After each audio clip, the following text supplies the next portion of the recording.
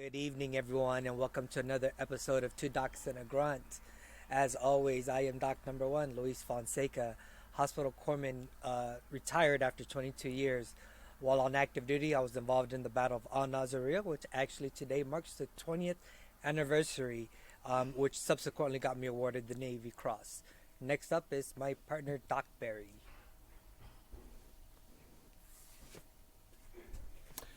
I'm Andrew Barry, also known as Doc Barry. I'm a psychologist and psychoanalyst, and I specialize in working with veterans and first responders battling with post-traumatic stress disorder.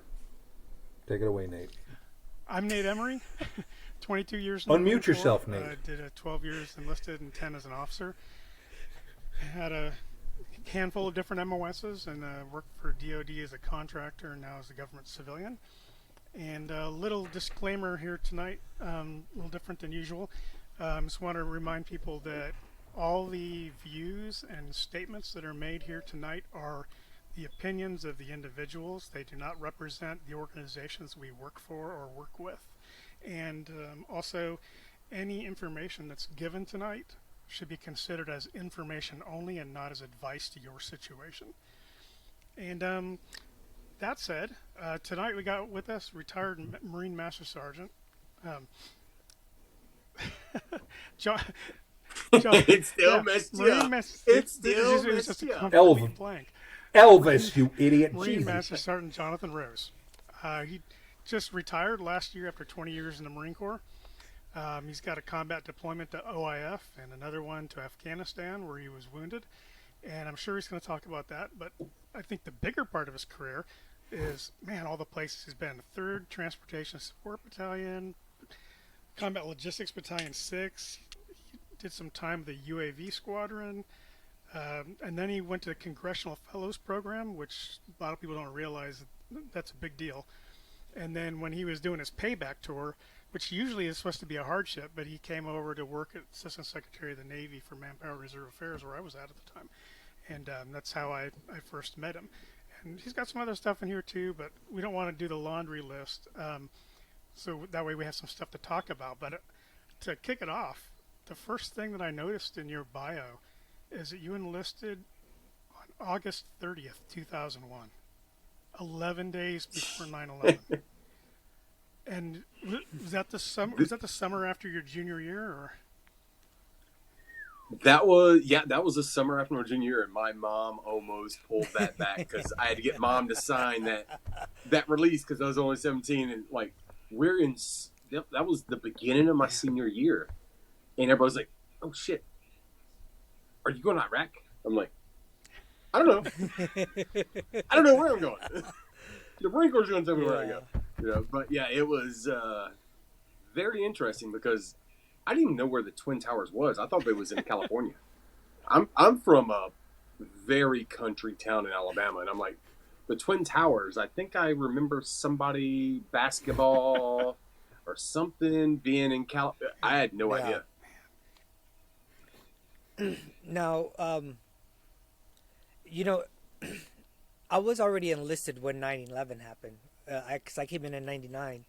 So I would always ask my junior sailor, well, not ask him, but I would always say, like, I actually think you're kind of braver than me when I joined in 1999 because you all are joining, like, knowing you're going to war. So from your perspective, a junior, then finding out, hey, there's these Twin Towers and have fallen and what really that meant once it finally hit you, a couple months later, whatever. And like you said, your mom was talking about pulling it back. Was there any part of doubt in your mind that, yeah, maybe I might not join the military because shit just got real? Or Absolutely not. I needed to get Wow. out of my town. I needed to get out of the area. I'm one of the few first people in my family that graduated high school. I'm like, exit stage left. Gotcha. I need to get out of here.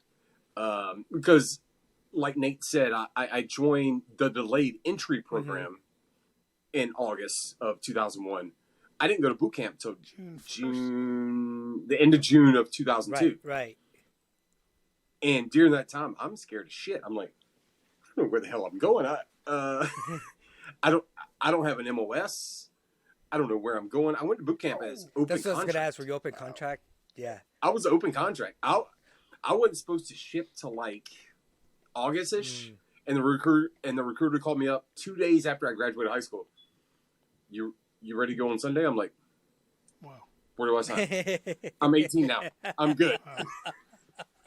So I had no idea what I was getting myself into. Got into boot camp, and they're like, "Do you want aviation maintenance?" I'm like, "Hell no." Can I get something on the ground? They're like, yeah, we can keep you open contract. And boom, it happened. Yeah. So what was your MLS? No, that was literally boom, it happened. Puns, because Doc Barry wanted some puns in this, so I had to throw some puns. I wasn't expecting that. Our audience members will understand that story here in a minute. Yeah. That pun, I guess.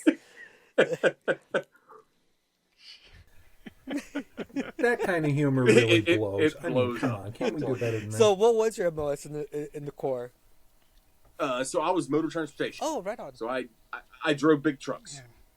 Yeah. I hauled all the people everywhere they wanted to go. Well, I didn't. I drove the bigger trucks. So I hauled all the tanks in. I hauled all the AAVs, all the big stuff in. Yeah, AAVs and stuff like that. I wasn't really much of a troop hauler. I hauled all the big shit in. Gotcha. Yeah. So were you driving low boys and dragon wagons? Yeah. Yep. I was I missed one MOS to where I could have been a Dragon Master. Oh, okay. Well, two. I wasn't a wrecker operator and I wasn't a refueler. And you never want to be a refueler in combat because that may make you a little crispy. Yeah. No. Can you explain for people who don't know what the Dragon Wagon is? So the Dragon Wagon is you have all the licenses to all the motor vehicles. Not only the Humvee, the 7-ton, or I'm sure back in Nate's day, the Deuce and a Half because he's old as hell. 5 tons. Oh, you had 5 tons. Okay. But having all the licenses, because there's different MOSs that go towards that. Now it's a little different. Back in the day, it was 3531s, 3533s, 3534s, and 3536s, which was Humvee 7-ton operator. Then you got your heavy, which is the LVSs, the logistic vehicle system operators, and then you have your recovery, and you have your refuelers. You definitely don't want to be hauling around Iraq and Afghanistan with 5,000 gallons of fuel. No. That could blow up in your face. Literally, right? Yeah. I just saw Doc Barry raise. I had to stop. You know- And I'm like, did he mean to do that? Well, you know. Oh man. Right. Of course. He's getting all fired up about something you know, here. I mean, really. John, I always tell people that I have gotten in more firefights, been blown up more times when I was with the mortar transportation unit out of Iraq. We're out of Al-Assad and we went to like 7 major like FOBs or COBs. But yeah, more times than with any grunt unit. You can combine all my grunt time together and I still was in less firefights with the grunts than I was with the MLG. And people think like, oh, that's group. They're not real like motherfuckers. Like, no, trust me. These Why not? you got a squad of 13, or you got a truck company of 70. Exactly. Why not? And you don't have to go looking for them. They use the roads. Yeah, and you can see them, like in Afghanistan, they would know we're coming 17, 18 clicks away. Right. Because we're traveling at night with headlights for some ungodly reason. We have these things that you can see at night, but we don't use those. You know, it's weird. Or they issue them to you and don't give you the batteries. Exactly. No. They issued you to them, and then all the drivers lose them, and they don't know where they're at. You sure? Hey, you sure they lose them or they wind up in their sex toys? Oh, I'm throwing puns out all night now, Dr. Barry. Oh man. I'm ready for them. Yeah. Exactly. Hey, around here the punishment never stops. Go on. So, yeah, how many tours did you do over there? I did one in Iraq, one in All Afghanistan, and then got blown up in Afghanistan and got sent back to the States. So, what year did that happen? Which one? I was in Iraq in 05, right after Phantom Fury, and then Afghanistan in 10. Okay.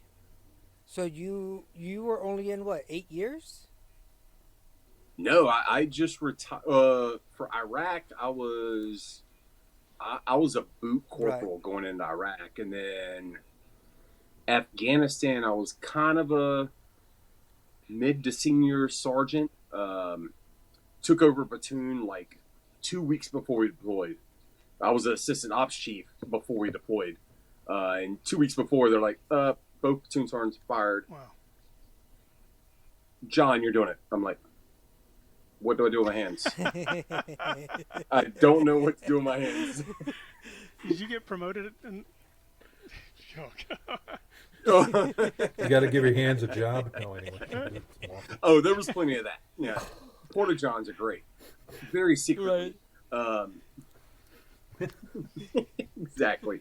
A stroke of good fortune for all. Go on. So you said you were a senior sergeant, but you joined in 2002. You said, right?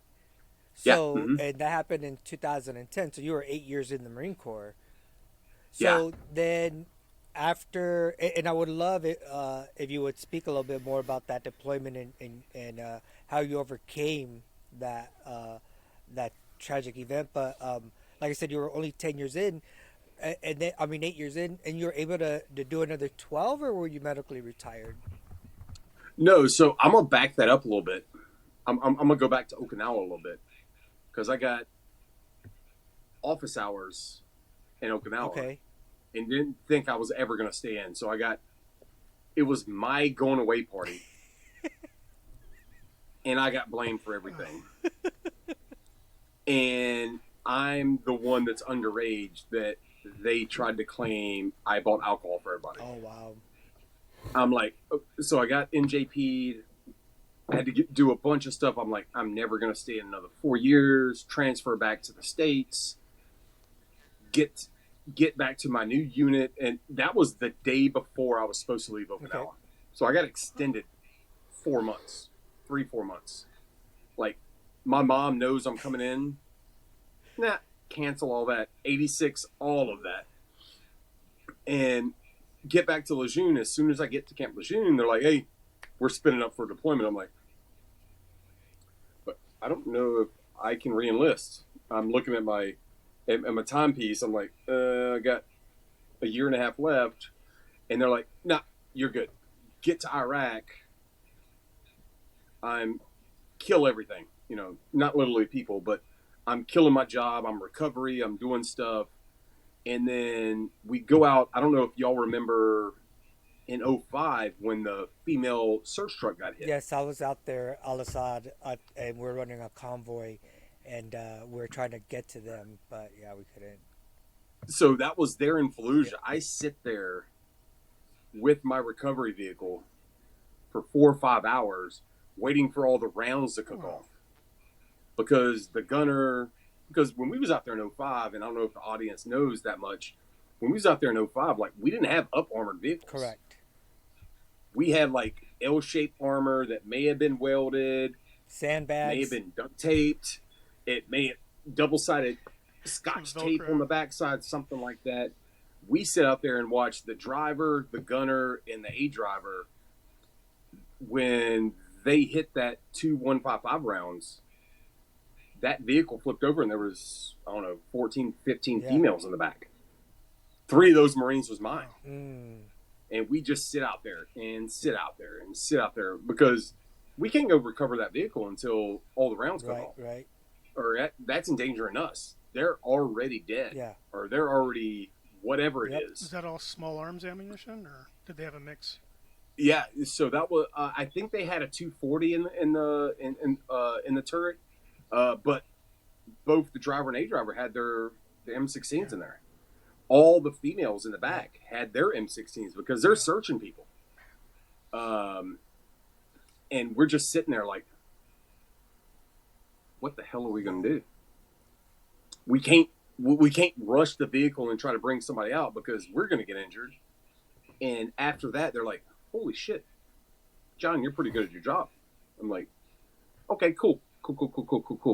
Then like 3, 4, 5-ish later, we're going on a recovery mission and we're going to Zidon, which is about 25 clicks south of Fallujah.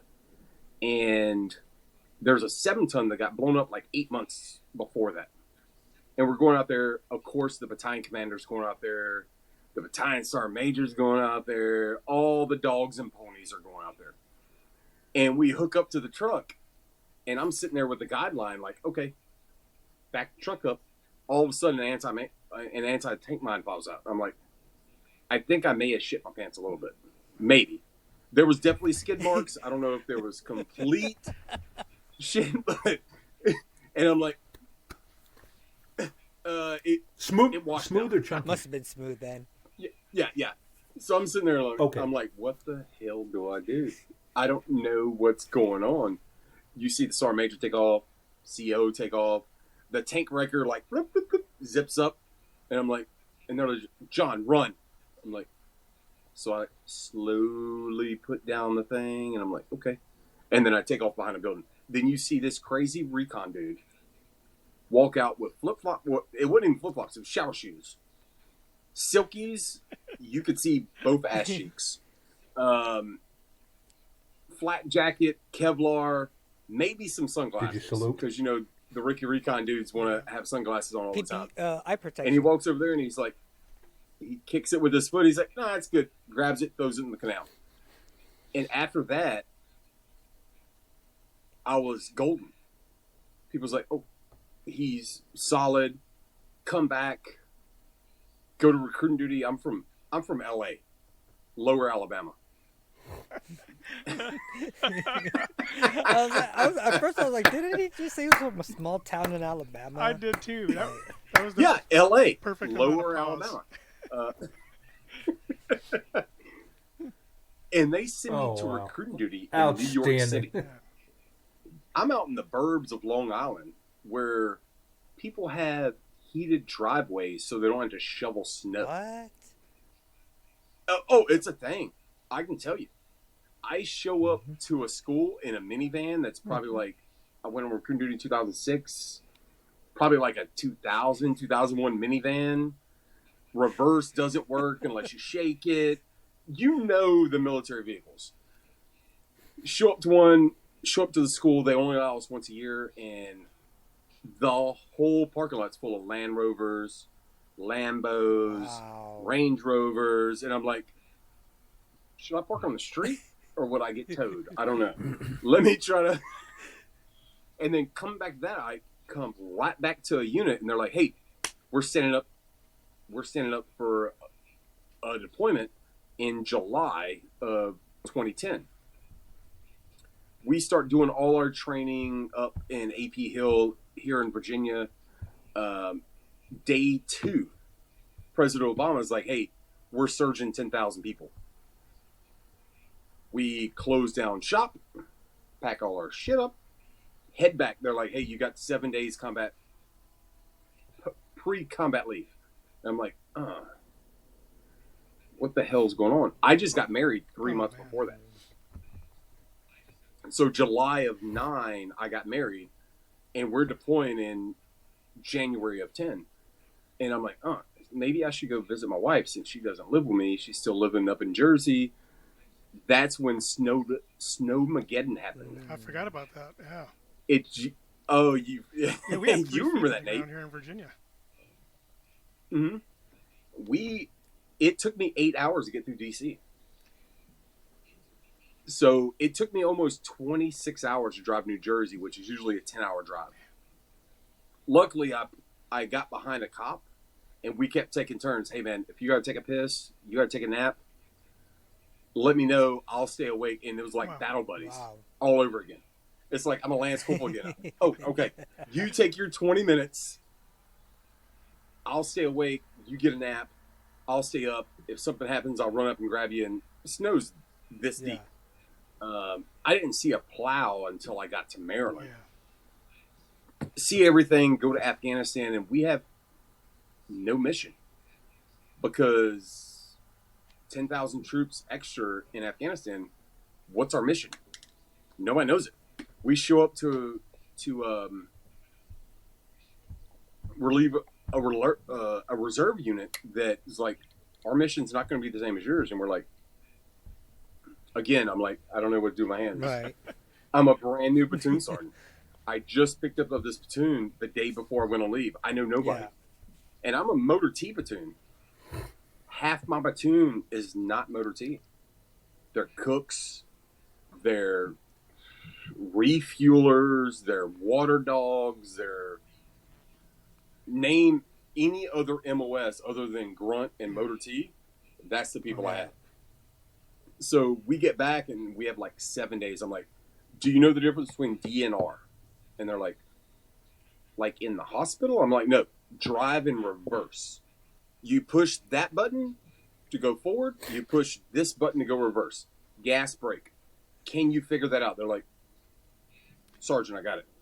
I'm like, okay, let's go. And deploy over there. We go to Kazakhstan or whatever the stands is that you go to before you go to Afghanistan. And we're sitting there like just twiddling our thumbs with our thumbs up our ass. Like, when the hell are we going over there? We have no idea what the So you guys were holding in Kazakhstan? We was there for like 10 days because the cloud level was so low.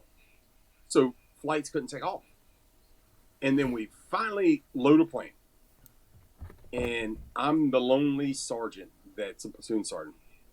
All the staff and COs and officers go up to the first class, and I'm like, fuck all y'all. I'm good. I'll stay back here with my guys. And we had a blast. Get to Afghanistan, and then we're sitting there. It's like 90 degrees the first day we get there. And then monsoon season hits. And it's like 3 feet of rain. And then it freezes. And all the porta-johns moved all the way over to the other side of camp because it froze and floated. So we're all sitting on like 3 layers of the, what's the plywood things? The pallets. Like all of our cots are up on the pallets. And we're like, holy shit, there's rain everywhere. I gotta go take a piss. Walk outside and they're like, where'd the porta-johns go? And you look down and they're all the way over there. And you're like, son of a... So then you got to try to tread water. Luckily, I'm swim qualified. I haven't swim qualified since 05. So I could swim over to the porta-johns. But it's just like you sit there and you're like, what the hell do these people do every year during this time? Because you got the wadis that flood. You got this that floods. And then it just freezes. And then all of a sudden they're like, oh, you have a mission. I'm like, what? Sure. Okay, cool. Got it. So it was just crazy when we got there. And then we started doing missions. And we started doing small missions. So I was 3rd platoon. 2nd platoon did Marja. I did a few little right seat to left seat with Marja. Got to see the stuff that was going on in the Battle of Marja, which was insane. The stuff they was doing down there, crazy. And then my platoon finally started getting missions, and I'm the junior guy. You know, 1st platoon was like a senior staff sergeant. 2nd platoon was mid to senior staff sergeant. I'm a junior ass sergeant. I'm the boot motherfucker out there, completely. And they're like, Rose doesn't get anything. Then the first mission we go out, and I'm telling staff and COs and officers where to go, and they're like, oh shit, maybe he knows what, maybe we don't know what to do with our hands. No. So it's just a crazy progression that just the experience from Iraq to Afghanistan, to where there was a few staff and COs that didn't deploy to Iraq. They was on recruiting duty, or they was special duty assignment, there was drill instructors, or whatever it was. Like, just that experience of people being actual fucking leaders. And not just being a dude in the seat. Dude or dudette. Because I think we had a dudette, maybe. Dude or dudette. But going through all that, like, we went through stuff. We did a lot of convoys, because a lot of our convoys was joint convoys. So, Doc Lewis, I don't know what what's the biggest convoy you've been on, vehicle-wise? 35, 40 Vicks. Man. How about Nate? How about you? Well, this is back from Desert Storm, so it was all 4 days of ground war, so a MEF. So our average convoy was about 170 to 200. Wow. Long target. Hell yeah, it is. And we're stretched out about 17. I was going to clips say, yeah, that's a long... per convoy. Yeah. 17, because we're moving the Brits, the Danish, the Gurkish, all of those foreign services out of their pause, and we're moving Marines into that pause. So they know when we leave our base. Right. They see us from fucking miles away, and they know we're coming. And there's one road in Afghanistan, Ring Road. We never drove it because it's just a circle. Right. And it doesn't go where we're going. So the first biggest convoy we did was going to Nowzad. And we went there, it was probably 200-ish vehicles. And of course, I've been hitting the head a lot, so I'm trying to remember a bunch of stuff. I give it plus or minus 300 or 400. Going up to Nowzad, and I'm the assistant convoy commander with a brand new second lieutenant. Because right before we deployed, we got 3 brand new platoon commanders, second lieutenants. And one of them, 4 months earlier, is standing on the top of a vehicle with a compass. I knew a there magnetic was a compass compass story in this. Like this, on an up-armored vehicle, trying to find the magnetic north. And I'm the assistant ops chief at the time, and I just happened to get that platoon commander as my platoon commander. So you can only imagine A lot of leading the type of stuff a I'm lot of dealing leading with up now. to do. Yeah. So we're going up there. It's probably 26, 27 hour convoy. And I'm with the Gurkhas at the time. Because we're trying to do some right seat, left seat stuff with the Gurkhas. And I don't know if y'all know much about the Gurkhas. They're badass. From Nepal. We can talk afterwards. We can talk for hours about the Gurkhas. So we're up there. The way the Gurkhas roll is their platoon commander rides in the very first vehicle as the gunner. Because he has the best view of where they're going. So we're riding up there, and this may be truth or this may be fake. I can't confirm or deny either one, but we pull up to a village. One of them hops out. Is like, hey, where's the IEDs at? No IEDs. Somebody's head comes off, allegedly. Within 5 minutes, they're like, there's an IED here, there's an IED there, there's an IED here, there's one over there, there's one right in front of your tire. And then we go sit in the wadi, which is the dried up riverbed, for 3 days. Because the convoy goes up to Nowzad. They stay, because it's a long drive. They stay there for an hour or for a day, rest, and then come back. We're sitting in this wadi, and like the British and the Gurkhas, they bring a lot of money with them because we're trying to build relations with the local elders. So we're in the bottom of this wadi, and it's probably 200, 250 feet tall. It's just a dried up riverbank. And they're like, hey, we're going to get some food. I'm like, but we have MREs. Nah, don't worry about that. We're eating good tonight. So they go buy a goat for like $800. They buy a chicken for like $150. They buy all kinds of crazy stuff. And like, if you've ever seen an MRAP before, they have all the storage boxes on the side. On one side's all cooking material. Rice, seasoning, pans, pots, all this shit. The other side's all their military equipment. So we're out there and shit. I think I got the Gurkha up there. I'll show it later. It was like, hey John, do you want to cut the head off a goat? I'm like, I don't care. Sure. Is it going to taste good? And they're like, well, we only unsheath our Gurkha unless you kill something.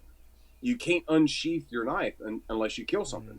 So I'm like, I'm down like 4 flat tires. I'm a recovery guy. I'll go pick anything up. So they're rubbing the goat, massaging him, make sure he's, and then all of a sudden, poof, heads off. They're catching all the blood. Roast the shit out of that goat that night. It was delicious. The funniest part about that convoy, there was one of the Gurkhas, and you could be an E2 for 20 years. Wow. It's not like there's not service limitations for the Gurkhas. You have to earn promotion. Like, you have to save somebody's life to get promoted. Wow. And one of the Gurkhas was a private first class. When he got home, he was going to get married. So he spray painted his fiance's name on the side of the wall. The platoon commander came out, knocked him the hell out. He woke up. He's like, oh, what happened? He's like, that shit will be off the wall tomorrow. So all night, all you heard was an E-tool clicking away of all the paint, chipping it all away. The next day, you didn't hear anything. It was just obedience. That's it. Yeah, other militaries have different ideas on discipline, don't they? Yes.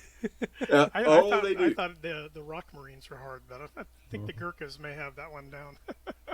Oh, you got to look at the Gurkha. You got to look up their story. It is. They only allow, I think, like 2,200 a year to join. Wow.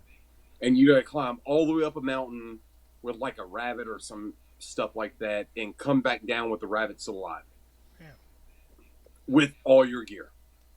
It's without spilling a drop of water out of the cup. Was that? No. They only use tequila. So you have to carry the whole cup all the way up and not drink any or spill any. Yeah. Wow. But then the next convoy we went on up there is we was actually moving Marines in. And we get up there, and the engineer that was supposed to drive the Ace, which is kind of like a ditch digger, they built berms. So it looks like a tank, but it opens up, catches all the dirt, and then they place it somewhere. Yeah. So he wasn't there. And we're like, how do we load this thing on the trailer? I'm like, shit, I'll figure it out. I've seen some TikTok videos. TikTok going around back then. YouTube. We didn't have any cell phones back then. I know, right? In Afghanistan. We just had sat phones. So I'm like, I'll figure this out. Load it up, and I'm like, I'm not driving this thing the whole thing. Load it up, and I'm the assistant platoon commander, or the assistant, thing. And we're driving. We got the battalion commander with us. We got the sergeant major with us. We got the CG with us, the commanding general, his aides, and everything. And we get to this point that we've never went through before. We usually go around. This time we went straight. And there's a hill like this. And we've got 5 refuelers full of 5,000 gallons of fuel. And none of them can get up the hill. And these are all E3s, E2s, E4s. And I hop out, and I'm like, hey, you dumb son of a bitch. Push this button, and I drive one up. Get out, hop in another one. Tell the same dude, you dumb motherfucker. Drive that one up. Drive them all up. And they're like, how'd you do that? I was like, did you listen while you was in school? This is a button to lock all your vehicles in. I get up it. We travel maybe another click, and 2 axles of our recovery vehicle breaks. And then the Ace is out. And the Ace, I would say it's like a 7-Up can or a Mountain Dew can with tracks on it. So if you hit an IED, you're pink mist. Oh, so you mean like the actual shell of an Ace is very thin? And very Gotcha. thin. No armor, no Wow. nothing. It's just tracks, and it's like a little tiny steering wheel, and you have a thing that you can shift up and down. That's it. And we got a deadline we got to make because we got to get to Musakela by a certain time because they're using this ACE to build their fortification before they move into Musakela. And I'm like, we can't miss this. And platoon commander's like, hey, we don't have any engineers. I'm like, I'll drive it. Well, I need to don't worry about asking anybody. I just say I said I'd do it. I drive this thing. This thing is so beat up. Like, you're driving, and all of a sudden it shifts one way, and then it shifts the other way, and shifts the other way. Make it there, all good. Hydraulics was done on it. Come back, I'm like, oh, thank God. And I'm not Catholic at all. I'm like praying, oh, thank you. Thank you for making me. Thank you for letting me up here. Come back. On the way back, we had another platoon that was shadowing us. And I'm not going to mention names because if I see them in public, I will probably punch them in the face. Or maybe even worse.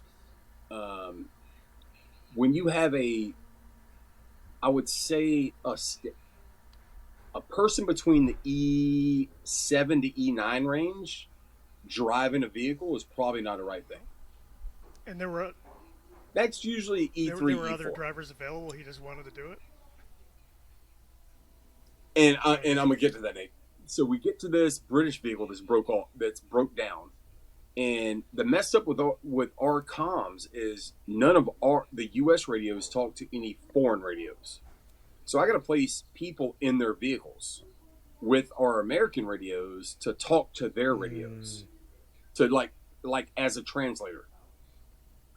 One of my radio Marines called me like, "Hey, vehicle 37's broke down." So I haul ass up. I start going up. We start getting machine gun fire. And this shit's like 60, 70 feet above our head. It's not affecting me at all. All of a sudden, there is... Well, he's out now. I don't give a shit about him. The battalion commander pulls out and sets up a blocking position. Does a battalion commander ever set up a blocking position? No. And then tells his gunner, get out of the gun because I don't have a car. A combat action ribbon. He said that out loud? What? From what I heard from his PSD team. And then my platoon commander pulled out. I'm like, so literally after that platoon, I pulled all their mine rollers off so they couldn't go anywhere. So I'm pulled up and I've got blue rounds bouncing off my hood. I'm like, what the fuck is going on? This is insane. Why are my own dudes shooting at me? 6 hours later, we get to that spot where they're in this E7, E8 at the time. It's like, hey, John, you think we'll get a combat action from this? I'm like, shit, you can have both of mine. I don't care. They're 50 cents a piece. Have them. Don't care. Open up the Aussie's door, pants around the ankles, nothing but boxer shorts on, no shirt, no Kevlar because they don't have their AC broke, I guess, 2 or 3 weeks ago. And I'm like, damn, dude, do you have it out? I don't know what's going on. Fix it. Come back and they're like, how'd you know what to do? I'm like, experience. If you ever deploy and not stay on special duty assignments your whole Marine Corps career, because I could see that. I like to poke fun at the Air Force. They have really good golf courses. But if you're a Marine, if you're a Navy SEAL, if you're a Navy Corpsman, your job is to deploy, not sit at some random ass base and soak up the goodness of the U.S. And it was just insane, the amount of people that just hopped on a convoy to try to get a combat action ribbon. I think that's something that's always happened through history, at least recent history, like the last 100 years. And it probably will continue to happen. And I would prefer not to be on a convoy. Yeah. I'd prefer not to get shot at. Yeah, me too. I'm good. Yeah. Let my Marines stay on base. I'm good. Yeah, We'll go eat at the British Chow Hall and eat really good meat every day. I'm what good. was it? It was like around '05 up until like 10, 11. It seemed like first sergeants, XOs of battalion XOs were all dying on these convoys just because they wanted to go. And you're like, why the fuck are you like? You're not even going to see your troops. You're just hopping on a random fucking convoy, and then they're Yeah. like, "Oh, there's an IED. Oh, pull up close to it. I want to see it." And then they get blown up. Yeah, dumbass. We wonder Dude. why you got blown up. Dude, we had a general, a 2-star general, hop on the convoy one time because he wanted to go see how the Marines are living at an outpost. And every time we stop on a security halt, he'd hop out of the vehicle and go walk 50 meters out to the left or right or whatever it was and sit there and squat like an Afghani with his helmet off. And I'm like, I'm the assistant convoy commander. No, I'm second in charge. Even though you're a general Right. and I'm a sergeant, not happening. Compromise the whole thing. So I run up there and I never bring my rifle with me because I got to use a rifle in a vehicle. Shit's messed up. We're already done if I got to use a M16 when we have Mark 19s and M Deuces or Ma Deuces up there. We're messed up. So I run up to him and his chief of staff's like, "Hey, Sergeant, what's up?" I was like, "I need to talk to the general." He's like, "Huh?" And I was like, "General, you don't get outside the vehicle unless on the radio you hear it say. You can stand on the footrails. You can stand in the trails. You can't get out and walk off. You're my responsibility." And he's like, "Damn, that's the first time a sergeant's ever talked to me like that." I respect that. I'm like, never got outside his vehicle again. Wow. Yeah, exactly. You got the general idea. Don't you love it though when you get a leader that even though they don't have to admit it, it's obvious they realize, oh yeah, maybe I shouldn't have done that, and they listen instead of Right. argue with you and try to pull rank. And I see what he was trying to do. He was trying to see how we was operating, how we was adapting. We don't do that. If you're in a firefight, you don't go walk over there without a weapon Right. and just stand there.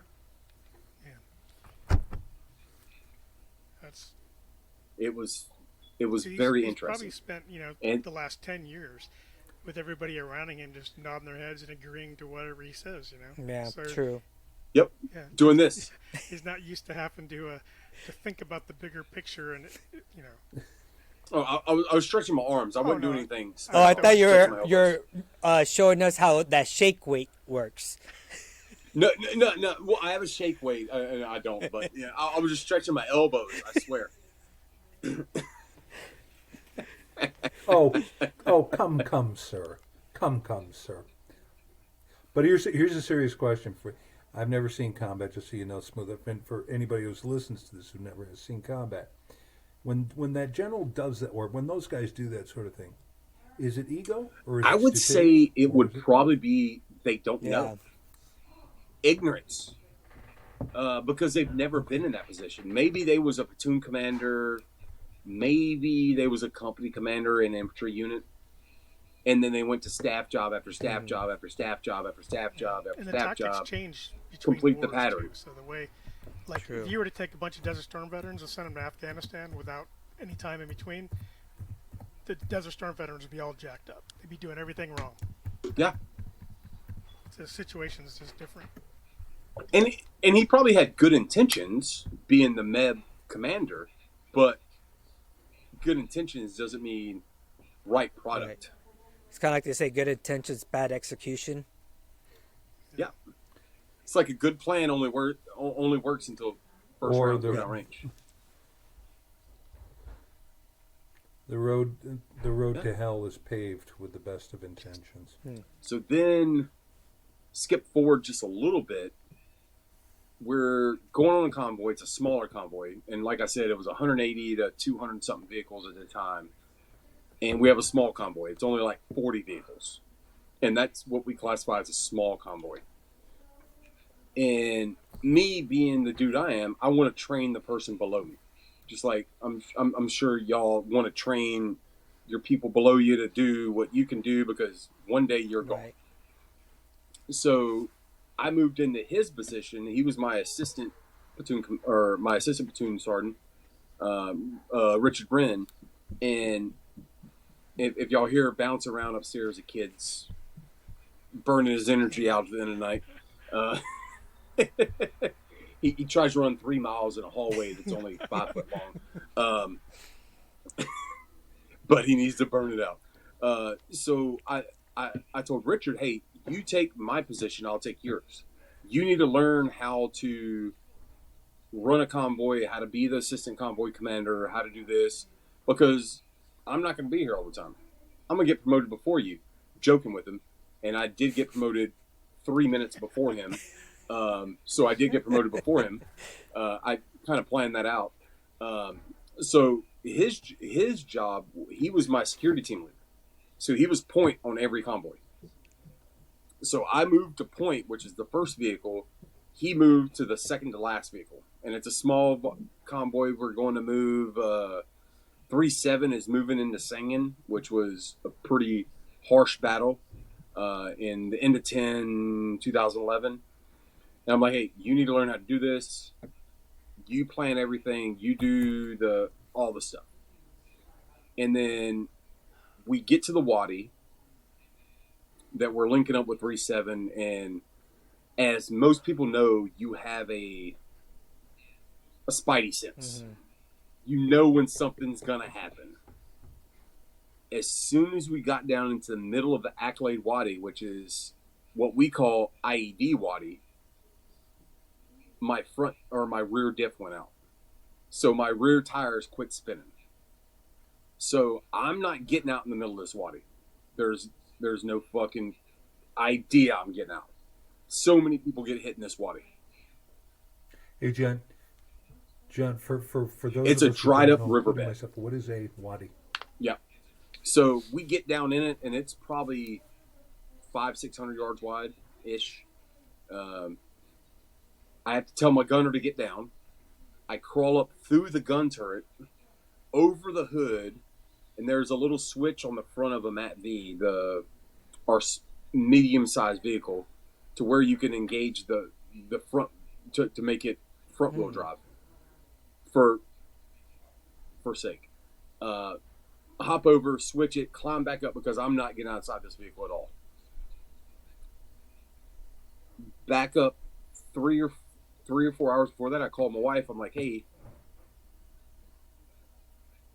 this is probably going to be a bad convoy. We don't have EOD. We don't have any route clearance. We don't have anything. Yeah. Me and my buddy went over to Combat Engineer Battalion to try to learn how to use a sweeper. Because we lost everything because there was troops in a tick over over here, which is troops in contact. There was this going over there, and I'm like, calling on the sat phone. I'm like, hey babe, things probably aren't going to be good. Hopefully I call you in a few hours. Get through the Wadi, and that may be in my OODA loop at the time, in my brain housing group. Get out, finally link up with them. Their first vehicle they let us in with 3 vehicles. Their third vehicle hit a 20-30 pound IED. Wow. And it was their last vehicle right before me. Knocked one dude unconscious. Really no big serious injuries. Knock on wood. It was all good. I step out of the vehicle, and my biggest thing as a platoon sergeant was we don't need to be government workers. We don't need to be city workers where there's 5 people sitting around a pothole with one person holding a shovel. I will get out of the vehicle. I'll tell you who I need. And we set up our vehicles pretty good to where if something got blown up, it only takes one person to recover it. So I'm standing in the first IED hole, which is about waist deep. They recover the dude. They do all the sweeps, all the metal detector sweeps and everything for 20, 30 minutes. The ground in that area was so, I don't even know the word. There was so much metal in the ground there, they couldn't tell if anything picked up. So they're like, hey, you're good. So I pull up, hop in the first IED hole. I'm like, hey, security team, come up. Driver, which was my driver, Cascat, Told him, hey, go push up on the hill, provide security. As soon as he moved, it was an offset IED that the mine roller set off, but it hit the middle of the vehicle, because that's what they started doing in 10, is they would make them offset to where you hit something up front and it sets it off 7-8 meters behind it. And luckily, again, knock on wood, I was in the first IED hole. Boom. And that was what the EOD people said. It was about 100 to 110 pound IED. What saved me is I was waist deep. And then, again, to back it up again, we usually only wear plate carriers. I got this froggy moment, the spidey sense. Me and Billy Zeppi, my assistant security team leader, were like, we should probably wear full flight and Kevlar. Neck protector, groin protector, full MTV. Wow. Luckily, we was wearing that. Because when the second IED went off, it blew me out about 8-9 meters. And math, 9 times 9 feet per meter, 21 feet. Broke my hip, shattered my face. Eye, still there, but, burns up the left side of the arm, shattered my right arm. I've got all kinds of damage done. And it was boom, and then not hearing nothing for 5 to 6 weeks. Because I was on that good Michael Jackson drug. They had me on that propofol. I went down to Camp Bastion in Afghanistan. They did a little bit of surgery because they gave me a trach while I was. My doc Green was the best. He gave me a trach while I was out there, sewed up, because it split me from here all the way through here, down through here. So he sewed all this back up, gave me a trach. The trach is a little crooked. Usually it's up and down. Mine's a little crooked because all that skin came over. And fucking Doc Green drank all our Red Bulls and slept every convoy. Drink Red Bull, go to sleep. But those are the best docs. That's what I used to do.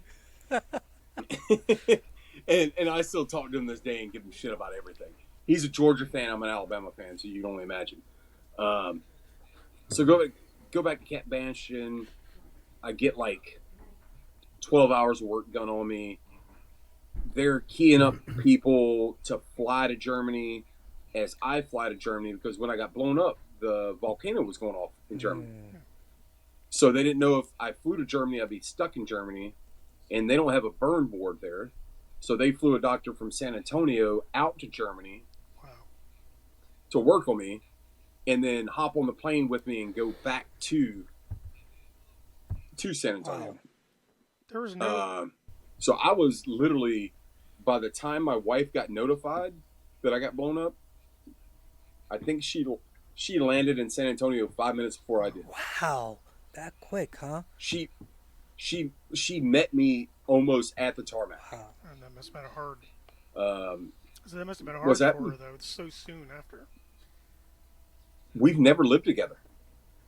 We just got married 6 months before. I hope she's not listening. I think 10, 11 months before. I'll edit that part out. June until May. What's that? 11 months, yeah. So, boom, I'm in the hospital. I don't remember shit. I'm in the ICU there at the burn ward in San Antonio, doing what I guess I should be doing. I don't know. They said I was getting up walking every day. I don't remember any of that. The OTs and PTs was walking me around because you got to keep moving, get blood flow going, and all that stuff. And then, boom, I transfer into 4 East. And I want to give a shout out to the Brooke Army Medical Center, because they are the best in the world. I still talk to my occupational therapist today. Anytime I fly to San Antonio, I'm like, hey, Jill, what's up? Are we going to ride a bike? Are we going to do this? She was my bike partner, and I threw a random ass playlist. I downloaded something off iTunes, and we're going down to Harlingen, Texas, to do the Jalapeno 100. the first song that came on was like, use a hoe. She's married. So now that's her theme song. Every time we ride, that has to be the first song. And she laughs, and I rode with her husband, and he's like, that's pretty funny. That's pretty funny. I'm good with you, John. You can play that in front of Jill. But like that's the type of relationship we have, because shit, I saw her 2-3 hours a day. But moving forward, going through all the therapy, surgeries, all that crazy shit. Probably about a year, 9 months to a year worth of therapy. Trying to figure out how to use my hand again, because I still have lost supination, pronation in my hand. If I do too much small stuff, my hands cramp up. We go out to a Veterans Day parade right before I leave. This was November of 12. Get out there. It's supposed to be like 3 days of fun with you and your spouse. And it just happened to be all male service members and female spouses.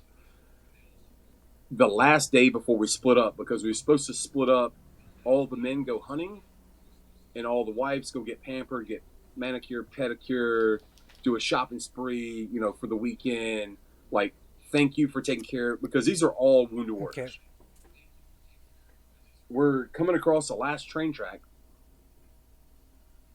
before we get to the event that we were supposed to have dinner with, and a train hits us doing 67 miles an hour. The train hit. Kills 4 of the service members that's on the float and injures 17. Now, there's only 12 service members and 12 spouses. Now, think about it, that we get hit by a train doing 67 miles an hour that was 80-ish car lengths long. The train, or the hospital's on the other side. Train slams on the brakes, stops, 40 cars down. The ambulances can't get to us. So it's all combat dudes now. We're triaging the scene. Like, I give my belt to give to one of the, to put on one of the girls to put a tourniquet on her leg. She lost her leg, but she didn't lose her life. We had a Marine, 2 Army, 1 Air Force lose their lives that day. Wow. And then my wife broke the bottom of her spine, broke her collarbone, and broke her elbow. Yeah. Nate, there's a lot in here. Nate. So we start going into triage. Docs, as y'all know, you triage, like with the chick we put tourniquet on. We put a T on her forehead. We put the time, all that good stuff. And like, as soon as we get hit, my glasses fly off, and I'm blind as shit without my glasses. And I'm looking for my wife. I find her. She's like, my back really hurts. I'm like, don't move. Lay there. The dude behind us got hit by a 7.62. One of my buddies got hit by a 7.62 in the brain housing group and is missing half his skull. And it's just all soft there. And he said, my back really hurts. Don't move. Lay there. Here's my whatever. Prop your head up. His wife's hurt, and then the ambulances finally show up. And this is after because this is a parade. We've got kids and family and taking photos, and they freak the hell out after this. So we're trying to drag spouses that have dead husbands now off their dead husbands and covering them up that may have lost the top of their head or whatever. And then the ambulance show up, and I'm the first one. I wouldn't say I'm the first one. I'm one of the first ones to greet them. They're like, okay, ma'am, you can get up. No, we've already triaged that. She's a spinal cord injury. You need to go over there because she's an amputee. And they're like, how do y'all know how to do that? Like, that's what we train to do every day, is go to combat and triage. Because we know when we go to combat, somebody's going to die. Somebody's going to get injured. Somebody's going to have something happen. And the dude looked at me and turned white in his face.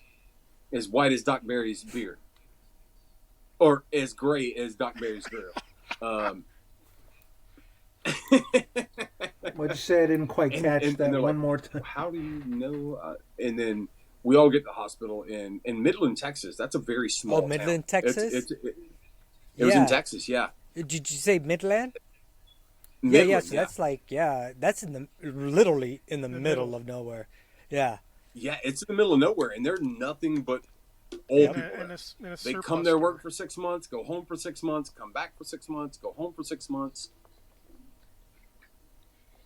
And like, I get there, and my wife's an occupational therapist, so she knows. She's probably listening. She knows a lot.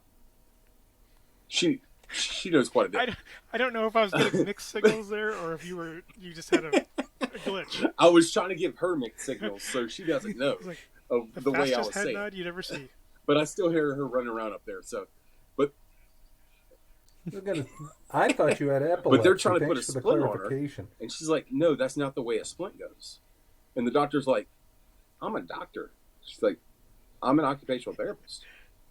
I know the way splints go on." So they do all the stuff, and they X-ray me, and they're like, "We don't think anything else is wrong with you, but we can't tell with both your wrists because they've been broken so many times from Afghanistan." He's like, "I can't give you a wrist brace because we don't have any in stock, but there's a Walgreens right around the corner. You can go grab one of those." So I drive a stick shift at the time, 2-door Jeep, and Midland to San Antonio is 8 hours away. So made sure the wife was okay.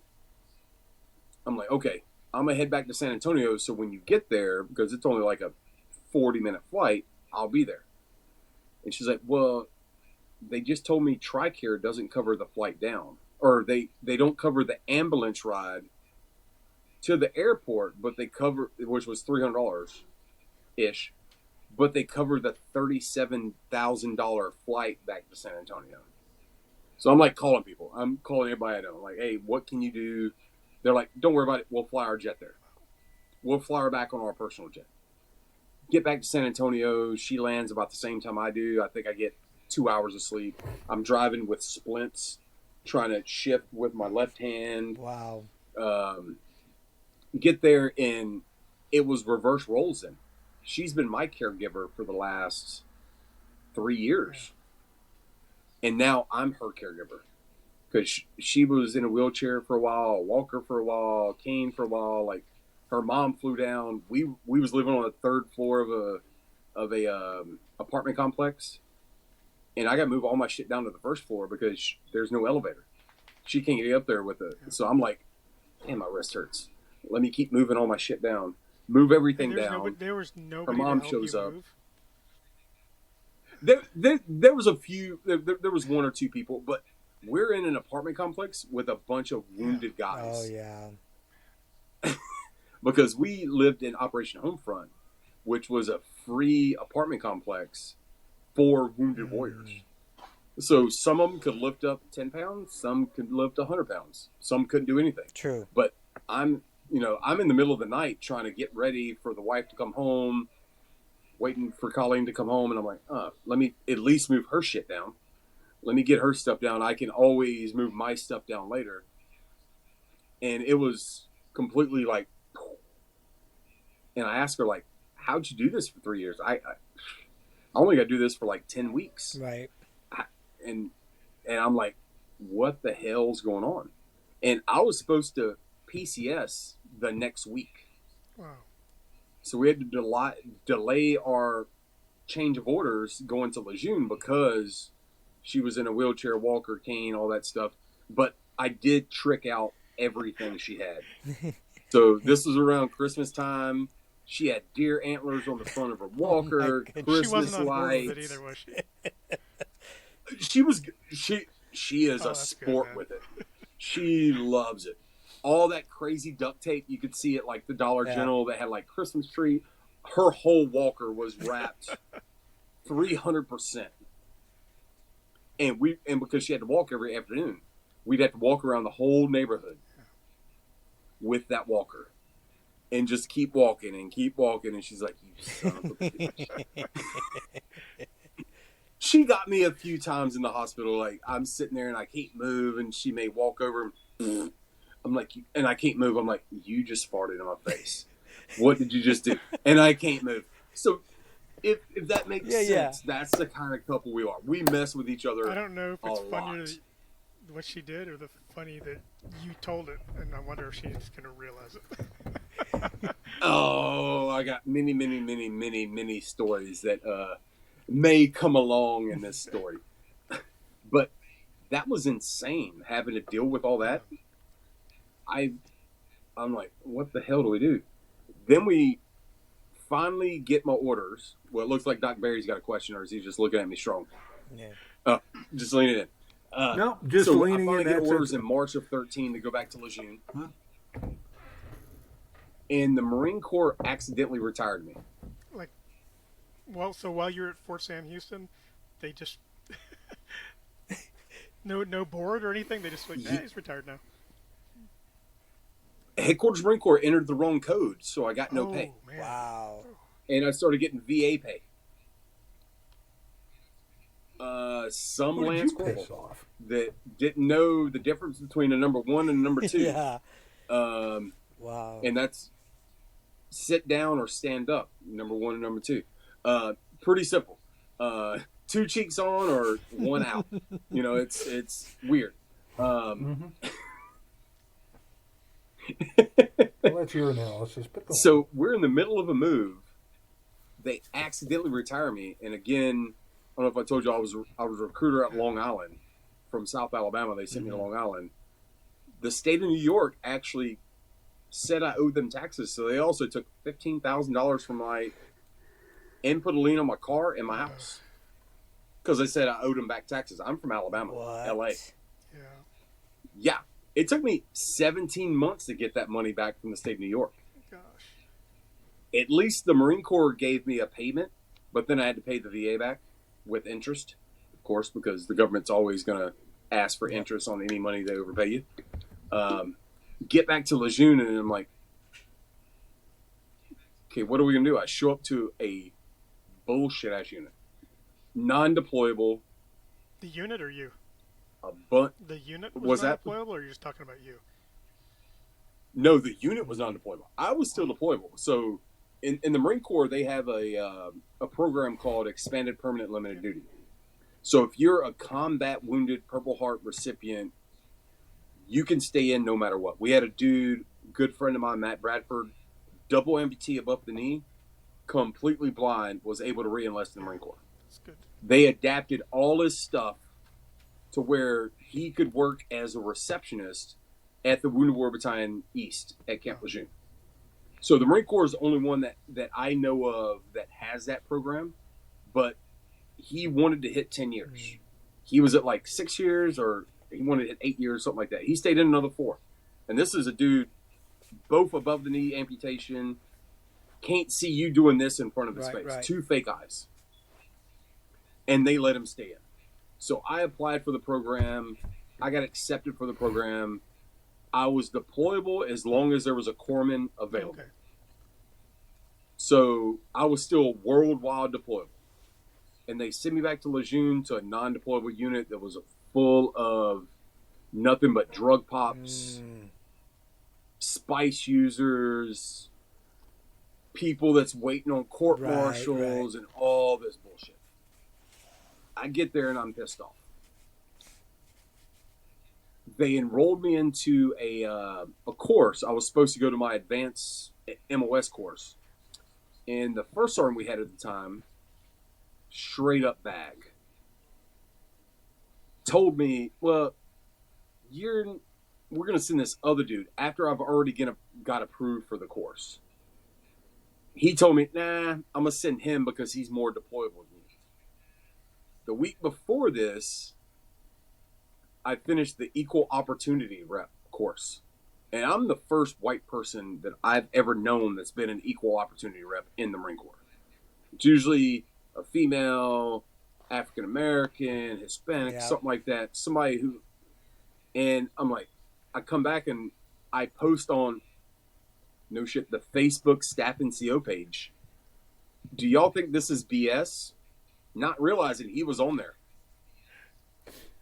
The next day I had orders. Oh, dear. And they sent me to the tax center to be the tax professional for the Marine Corps. Yes, very taxing assignment. Very taxing. It was super. So you're one of those Vitatax Marines? Yes, I was. And I soaked that up every day. Working 8 to 2 or noon to 6 was amazing for all of tax season. I think we saved Marines $17 million in tax preparation fees. Yeah, that's just the fees alone. That's not even, the returns. Yeah, that's it. And then I go through all that because the tax centers belong to the LSSS, which is the legal services for the base. And tell me if I'm rambling too much now. My old battalion that I deployed with to Fallujah in 05 stood back up, and they wanted me back. But they just sent me to the IRS class. It costs like $40,000 plus I didn't realize to go to. And they're like, well, we can't get rid of him. They're like, no, we're bringing him back. Get there, and I'm the company first sergeant as a staff sergeant. I'm in charge of gunnies, mass sergeants, I saw master that on your bio. I was guns. going to ask you about that. Yeah, it was. So I was the company gunny, the company first sergeant, the company training chief. So I kind of split up my hours. When I'd get there, I'd work like 12, 14 hours a day. Show up in the morning, do my training stuff. Then at 10 o'clock, I'd switch my hat around, be the company first sergeant. My wife would call me, and I'd be like, as I rose. And she's like, who the fuck is it? Oh, what? And she still jokes about it because I just answer my phone angry all the time because I was angry all the time. Because we had one Marine that would go to the PX every day before work and use all the cologne on his uniform. And he did this for like 65, 70 days. He used like 4 bottles of sample stuff. And they're like, you need to charge him for stealing from the PX. I'm like, but it's samples. Yeah, but he used it for 70 days in a row. We have him on camera. I'm like, Oh my goodness. why can't I just put this dude on duty for like 3 Marines days? always find a way to get around something. I can put him on fire watch for 5 days. It's good. I will make his life horrible for 3 or 4 days. He'll learn not to do that. Why are we going to take this dude's rank, money? Yeah. He's married, got 3 kids, all this crazy stuff. More than one way to teach a lesson. Yeah. And I'm in a company with 280 Marines as the company first sergeant. Bravo Company has 15 Marines with a first sergeant. What's going on with that? But they didn't want to move him over because he needed line company time as a company first sergeant. Vice's H&S company first sergeant. That's when my mind started going like, this gun club's pretty close to the end for me. This is very bureaucratic. And for the last 3 years, I've been trying to do the Congressional Fellowship, which is they send Marines up to Congress, suit and tie every day, to work directly for a member of Congress to handle their military stuff. I put in for it, got promoted, went to a wing unit, which was super weird. Being in the ground unit for my entire career, go to a drone unit where pilots wear flight suits, but they don't leave the ground. They had actual pilots there flying the UAVs, right? Yeah. Enlisted and officer, and they get flight wings for sitting on the ground flying a drone. Then I got selected for the Congressional Fellowship. I'm like, I can't wait to get. Oh, I missed a spot. I've been hitting the head too many times. Before I left Lejeune, we was out at a golf tournament with Hope for the Warriors, and my wife had a lump, and she went and got it checked out. Like, we're on the way back from this amazing trip, and then she got diagnosed with breast cancer. Oh man. You guys just keep getting the hits. So that's number 3. So we're good. I don't go in the ocean because a shark's going to bite me, and I don't go outside when it's lightning because those kind of the only 2 things that would kill me. So then I kind of turn into the caregiver again because she gets a double mastectomy. She's on chemo, radiation, all this stuff. And I'm like, the command, because I was with the drone unit at the time, the command was awesome. They let me off as much as I wanted to. I didn't have to take leave. They paid for my travel because she got diagnosed at Camp Lejeune by the same lady that did my knee surgery. Wow. And she's like, oh, I can chop those off. I'm like, nah, you're an orthopedic knee surgeon. You're not getting around those. So we got a referral, went to up to Raleigh. But after, like, I'm the patient, she is the patient, then she's the patient. It just goes back and forth, back and forth, back and forth. Finally get up to be a congressional fellow, and I'm with a member that almost not yet quite got indicted with federal charges. I know who it is, but I won't say anything. We've talked about this before, Nate. And I go through that whole year. Probably the funniest story there is we had this great bill. My boss didn't write it. I worked for a Republican. It was a Democrat that wrote it. It was a great bill for veterans. I bring it to the boss. He reads it. He's like, "Man, that's a pretty good bill. Who wrote this?" Hell no, I'm not signing that. She didn't co-sponsor my last bill. I'll vote yes on the floor, but I'm not going to co-sponsor it. And I turn around to him. I'm like, "Boss, are we in a high school?" And the chief of staff just kind of grabs me and is like, "We need to walk over here." I'm like, "You don't pay me. Yeah. You can't fire me.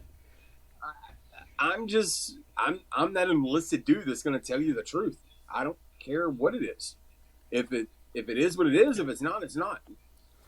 And I try to do that every day of my life, but leave the year in Congress, which was weird, super weird, because we do a district trip, and we have 3-4 staffers go with us. I'm the only one old enough to rent a car.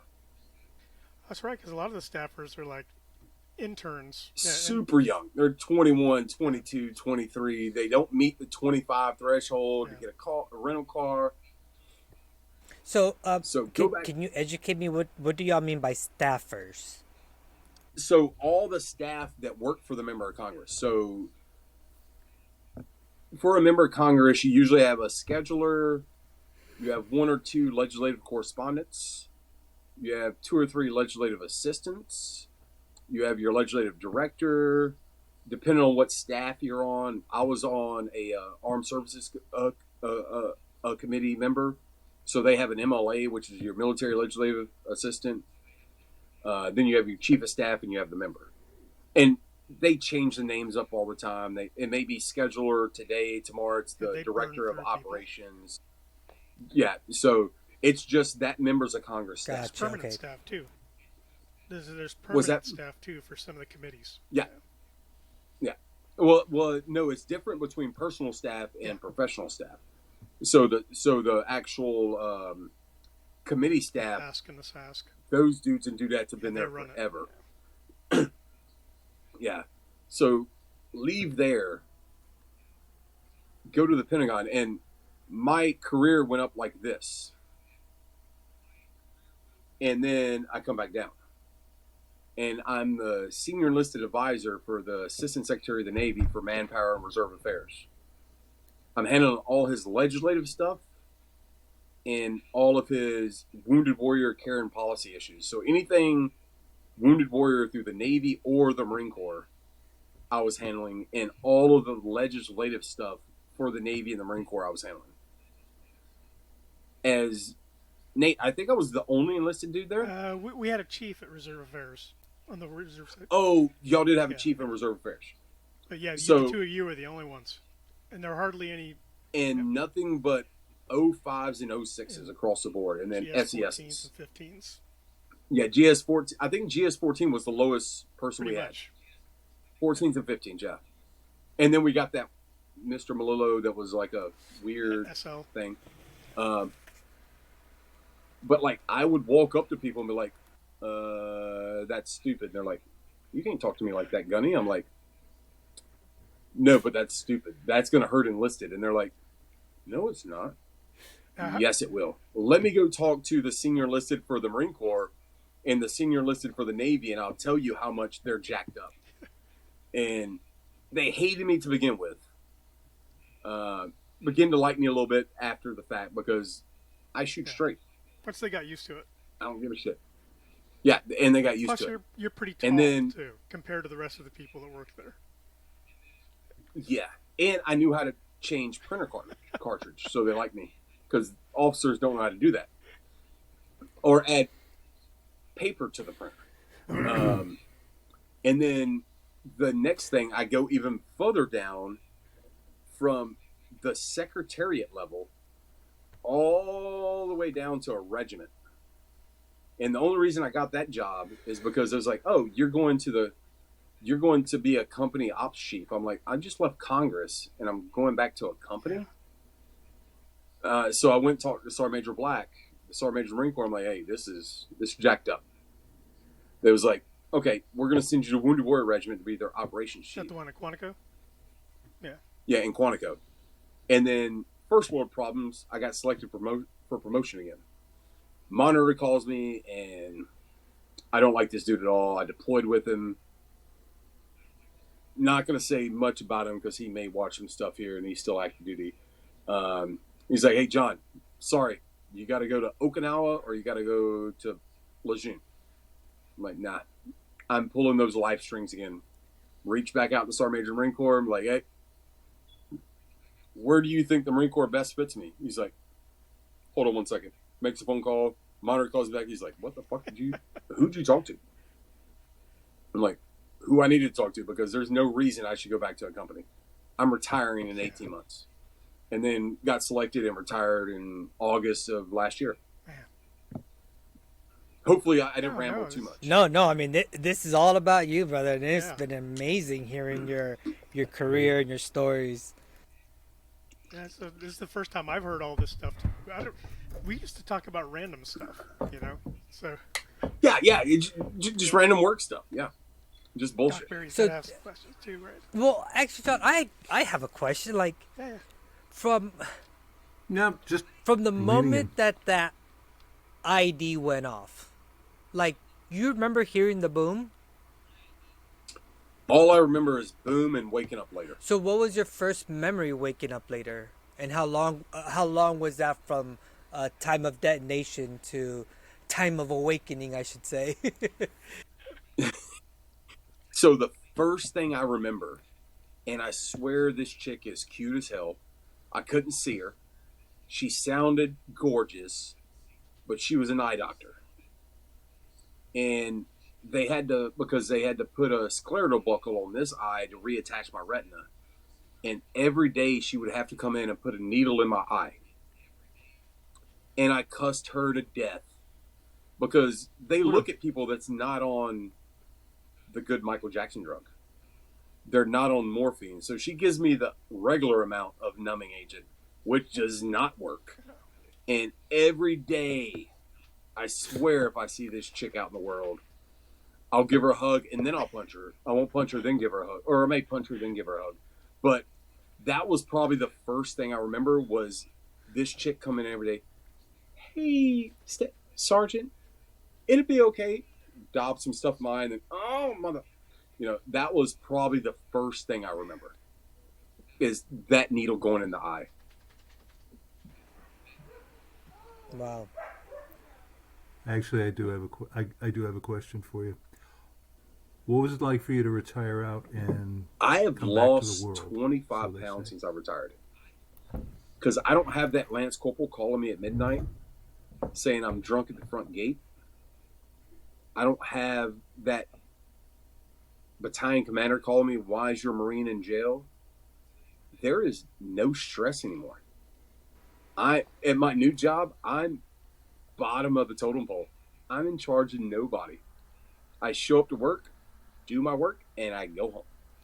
It is, my stress levels came down, my diabetes came down, My alcohol consumption came down a little bit.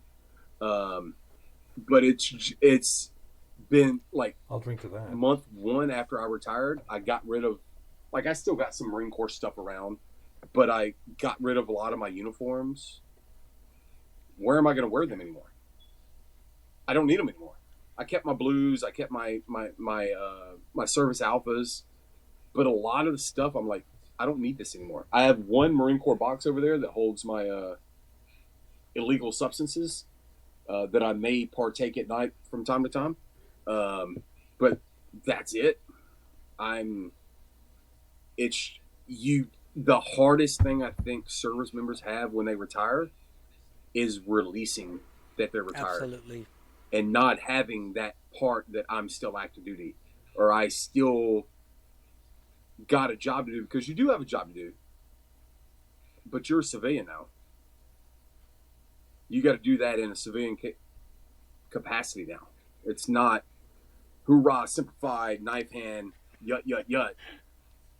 So, excuse me, ma'am or sir, how are you doing today? You know? So John, you're not one of those that puts at their email, Master Gunner Sergeant retired, no? Nope. Nope. Not even on my business. So, if you ask me, I'll tell you I'm retired, but I'm. Yeah. Why? So that does nothing for my right, title. exactly. So were you ready to retire when it came to it? Sounds like, yeah. Yeah. I was ready. I planned on retiring in June. Because of COVID, everything got messed everything up. I submitted a complaint to the Inspector General. Things got sped up quite a bit. And then I was like, all right, deuces, I'm out. And gone. Yeah, I was wondering, because nice. I was looking at the time frame, and I was like, 20 years plus a couple of months. I'm like, that's unusual. Yeah, well, because I medically retired, I didn't longevity retired, so I had to go through a whole medical board. So because the way the medical board worked, it'd be easier, because that's literally because the Marine Corps jacked me around so much. I got paid VA money before I got DOD money. Wow. Man. And the DOD money I got was in a hard check. It was like they mailed me something like this that I had to cash. Wow.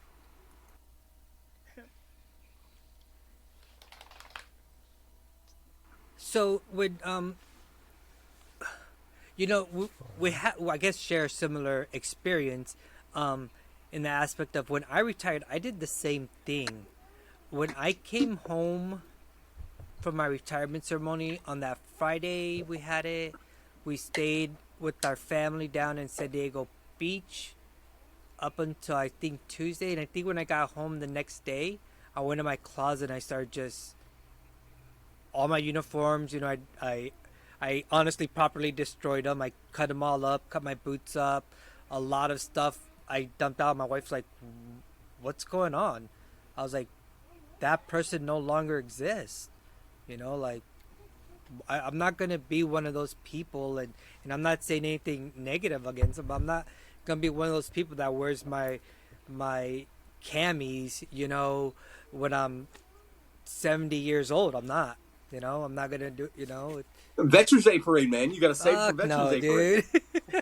It's not my style. And you know what's crazy is I only kept one set of dress blues, which is the ones that I got issued in boot camp and actually retired in as well, and one set of dress whites. That's the only thing I kept as far as uniforms.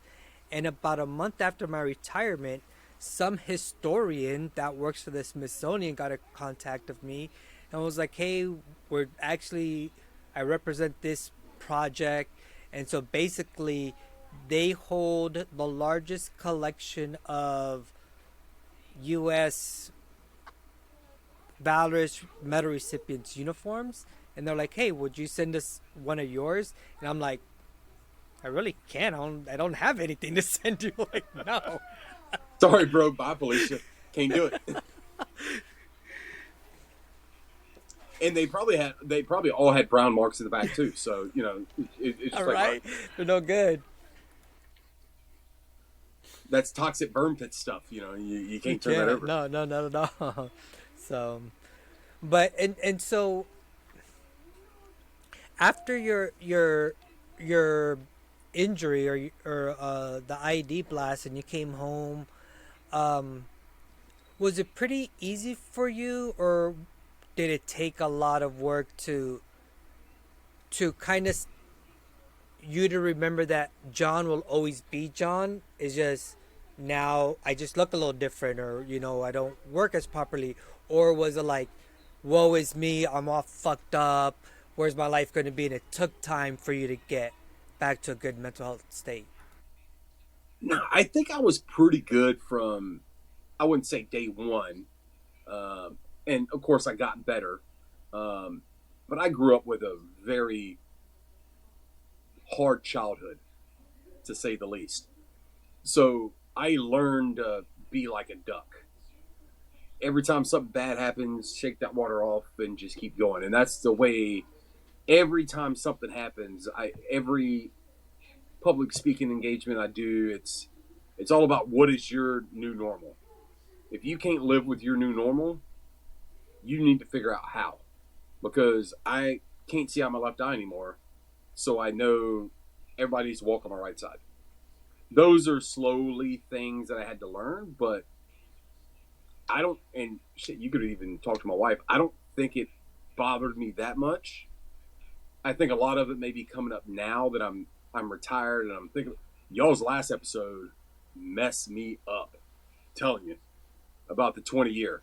That brought out a lot of stuff, but trying to get to where you understand what you can do today and now. That's all you can do. You can't change anything from the past. You just can't. That's something you have to deal with, but it's something you have to live with and move forward. You always got to take that 30-inch step forward. Right, right, true. It definitely sounds like your childhood, as hard as you say it was, to say the least, definitely allowed you to build some resilience as well to all of those, like we call them either hard times or tragic events, whatever you want to call them, right? Yeah, definitely did. It helped a lot. I think living in a broken family, and some people may differ from that, but it's hard times that make you stronger, because you got to kind of understand it and live with it every day. And if you dwell on that, life's only going to get worse if you keep dwelling on it. I can't control what happened yesterday. I can't control what happened this morning, but I can live on to tomorrow. Uh-oh. Oh, wait, let me jump in here. I'll actually be serious. I mean, it'll be a strain on my mental barriers, and I'll throw my back out, but I'll do the best I can. No, to dwell on it as you're talking about it right now means that emotional and just emotional development and maturity stops, and that unfortunately is what happens with a lot of folks. They're still stuck back there, and when a person is traumatized, any person is traumatized past a certain point, emotional development stops. And also, now that we're talking about it, Nate and Luis have heard me say this before. The minute drugs or alcohol truly become an addiction, it's another way for emotional development. Emotional development stops. And if you take all that and factor it in, and then go see combat first at the age of 17, I think I've said on other occasions, a retired master gunny I know, he and I were talking about it, and he said, now that you mention it, you're right. Part of me still feels like I'm 17, and they put him out to pasture at the age of 46. That's what I mean when I say it stops. The minute you recognize that, then you can do something. Well, and that's the same reason that I reached out to you the other day, Doc. Because I realized something. I want to get better at that. And if you can't make those steps, just like with Louise a few years ago, if you can't recognize that point and make steps forward, you're never going to move forward and be better in life, better in community, better in society, so on and so You know, forth. I say when you sent me that text asking to put you in touch with Dr. Barry, I was like, man, that's awesome, because I still have trouble doing that today.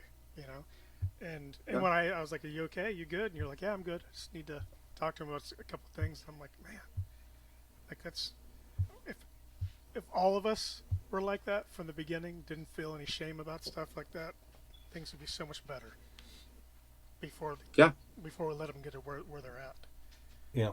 You have to, what's that old term? Kind of like the Marine Corps. When we show up somewhere, we always leave the place better. Oh yeah, You have to do that for yourself also. You, Polish if you see something, you Polish got to a say turd. something. You gotta It's polish like a that. turd. What do they call it in the Marine Corps or in the Navy? The eagle eyes. Yeah. And I didn't see this till probably 2 years ago. And my wife's like, "Hey, something's probably going on. You should probably go seek some therapy or something like that." I'm like, "What are you talking about?"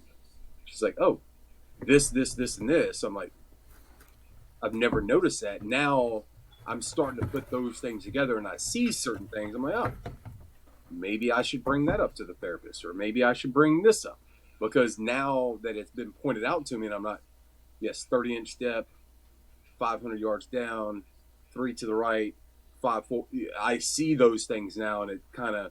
But until you bring yourself to that point, it's never going to get better. And I would urge any of your listeners, if they see anything out of, like in Afghanistan, we always saw those rock. Oh, that seems a little weird. Maybe I'll say something. Maybe I won't. Let me say something, because if you don't, that's going to blow up. It's awesome that you and your wife had. This isn't going to come out right. You and your wife. That's what she said. Shit! No way! Oh man! Oh, I'm telling you. I watched you know- The you know, Office today, and that's what Michael Scott always says. That's I what literally she said. one time had to ask. I was like, Gunny Rose, it's like, did you have a sense of humor before you got blown up or just after? And it's like, pretty much this way all the time. Yeah, I was a class clown my senior year. In the yearbook, no, I don't have it over here, but What I was going to say is that all the times your wife and you had to take care of each other, you could tell that you fully trusted each other and your opinions of each other because you were dependent on each other. So I think that's awesome that when she was able to say that to you, like I know me, for years, I was defensive about stuff. I would get defensive, get mad, change the argument to something else, start blaming her for things or whatever, and then I wouldn't have to deal with it. The fact that you were able to take that on board and go, oh yeah, maybe there is something going on, and to do something with it right away. That's huge. it took me a long time to get that way. It was a long time until she punched me in the face way too many times. Not Well- literally, but yeah. I'd like to get a second opinion on that. Like, as I can see It was the a sack scars, of not oranges really. she hit me with, and she ate all the oranges. So many, no evidence. and it didn't. Yeah, and it didn't citrus too well with you. Anyhow, aren't you glad you tuned in tonight? Don't answer that. No, really. For so many of the guys, the hardest thing they've ever done in their lives is to pick up that phone and call somebody like me and say, I need help. And that's one of the very first things I point out when I'm doing an intake is we honor the emotional price of picking up that phone and asking for help. Hey, Well done. first person John. as soon as I Well finished done. that episode, I hit Nate up. Hey, can you send me Doc Barry's number? I want to make sure my person that I'm seeing is doing the right thing for me and not just soaking up money because I'm paying out of pocket, or is he doing the right therapy? Is he doing this? And literally, as soon as I got off the phone with you, Doc Barry, I called my traveling nurse. Hey, did Doc Barry, you think, say the same thing? Because I'm not judging one book off a cover, and not to say I've never met you anywhere. I saw you on videos a few times, but I'm going to try to collect as much data as I can to make the proper decision that I think I should take. And then I'm going to call somebody to see if I made that right decision. Yeah, Yeah. I'll when you offer say as it, much help as John, I can. it sounds like it's such a simple thing to do, and I think in your case it was probably easier than for a lot of people. But I hope everybody can take it on, and be like, hey, look at all the shit that he went through, and he was able to do that. It has not been that easy. I've been trying to see. So I got blown up in 10. Never been evaluated for a TBI or a PTSD till 2020. Oh man, I didn't know that. Because while I was in the hospital, I had other prior things that needed to get fixed. Yeah. They had to fix my eye. They had to fix this. They had to fix that. Then I go to TBI and they're like, we really can't evaluate it because it's over 45 days. We don't know what this, that, and other, and this is DOD type stuff. And I'm like, okay, cool. They're doctors. They know what they're doing. Then my wife starts pointing out stuff. And she's like, can I hop on the phone with you when you talk to your PCM? And she starts, my primary care manager, she starts spouting out stuff. I'm like, I didn't know I was doing any of that shit. And then the doctor's like, oh, yeah, we can put him a referral in for TBI. We can put him in a referral for this. I was going to say that sounded weird when you said it's after 45 days we can't. And I'm like, that doesn't sound right. The first thing I would suggest anybody with a TBI do who doesn't know their evaluation history or hasn't, or God forbid hasn't been evaluated, is to get on the phone with a board-certified neuropsychologist. Now, I'm saying this for anybody who's watching this who doesn't know, either tonight or down the line. Neuropsychology is not therapy. Neuropsychology is testing. It figures out through tests what areas of the brain are and are not working and playing well with other areas of the brain. And the referral questions for neuropsychologists is open head injury, closed head injury, stroke, TB. It's all kinds of things like that. And those tests, whatever tests they wind up selecting, will give a very sophisticated and nuanced amount and a large amount of data about what's going on with the brain and how the various components of the brain are or are not working with others. And I would urge anybody who wants that kind of an evaluation. So I should probably go get one of those, Dr. Barry? Oh, yeah, and I will. Yeah, oh, yeah, repeatedly. Get one yesterday. I mean, and I can hook you up with a website that'll show you the people in your area who hopefully know what the hell they're doing. Well, that's the thing. And as I was telling John last night, another word for TRICARE, if you repronounce that word, is trickery.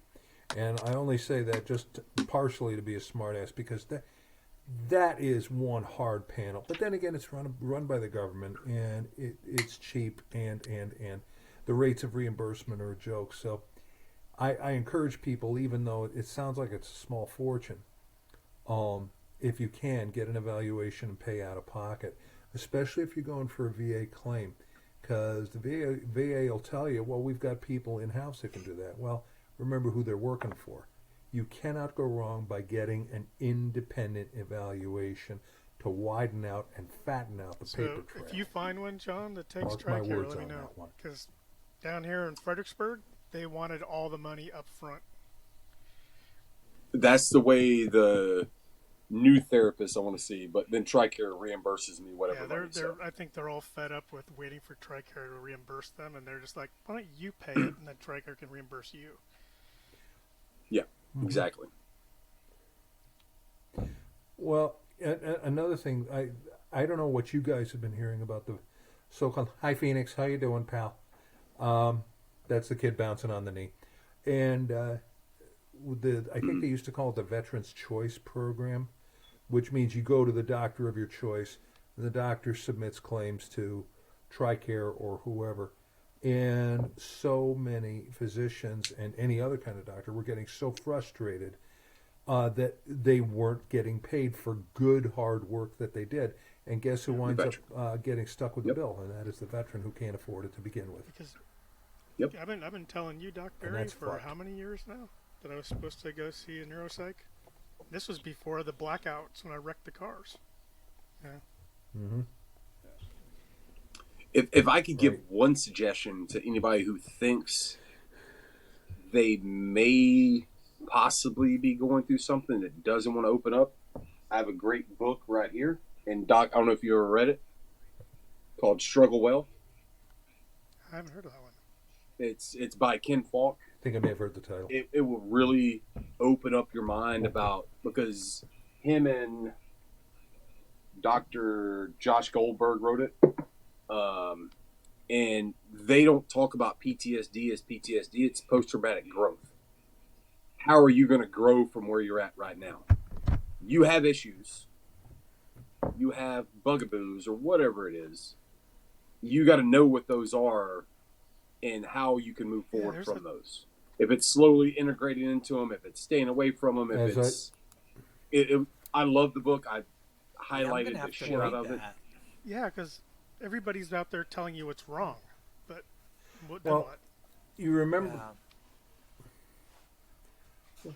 Well, you remember I was saying on the podcast or the webcast that you watched us last night that made you want to tune in and join in.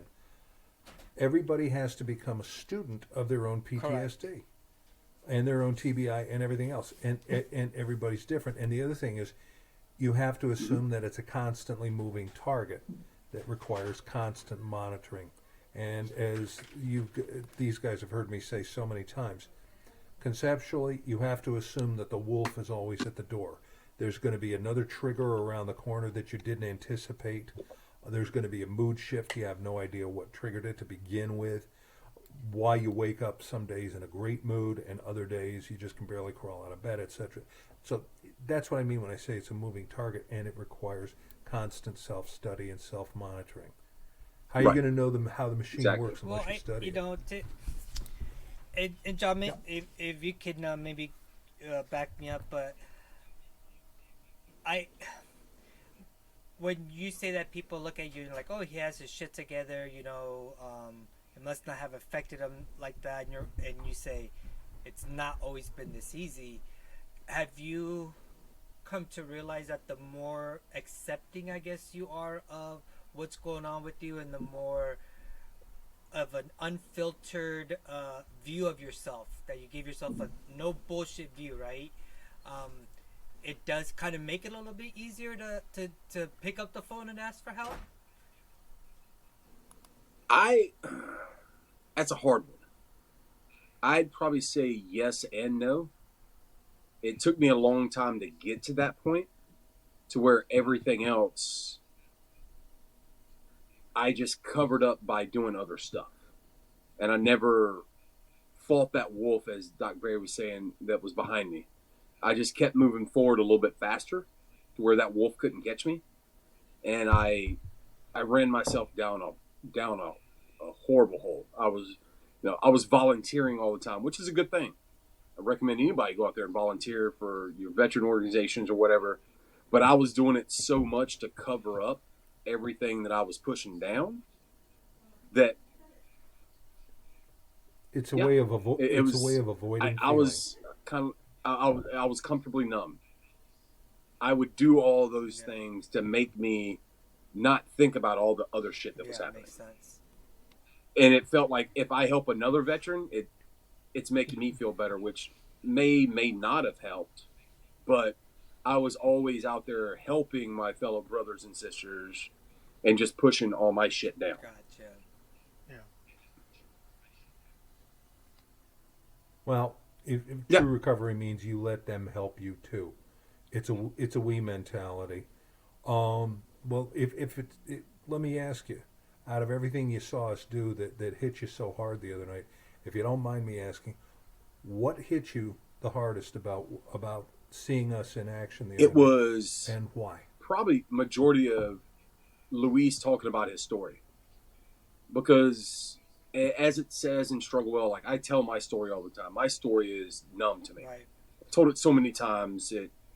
But then talking about the Battle of Nasiriyah and everybody that got killed during that time, and and that was the same day all over the news, a 20-year anniversary of Iraq. Should we have really have been there? Should we have not have been there? Is this something? And I don't know what emotions it brought up, but it brought them all up. Mm-hmm. It was just a 50-pound cinder block to the face. And I walk upstairs and talk to wife. She's like, "Are you okay?" I'm like, "No, I'm not. Not at all." Wow. And I don't know what it was from that. If it's just Luis being real about what happened, and a lot of people, I wouldn't say fake, but they don't tell the whole truth. Really hit me hard because I try to tell the truth all the time about my story, about what happened, and all this stuff. Some things I've been hit in the head a few times. I may misplace here and there, but it was super big to hear that story. But I don't know if I think it was the story combined with the 20-year anniversary that hit me the hardest because I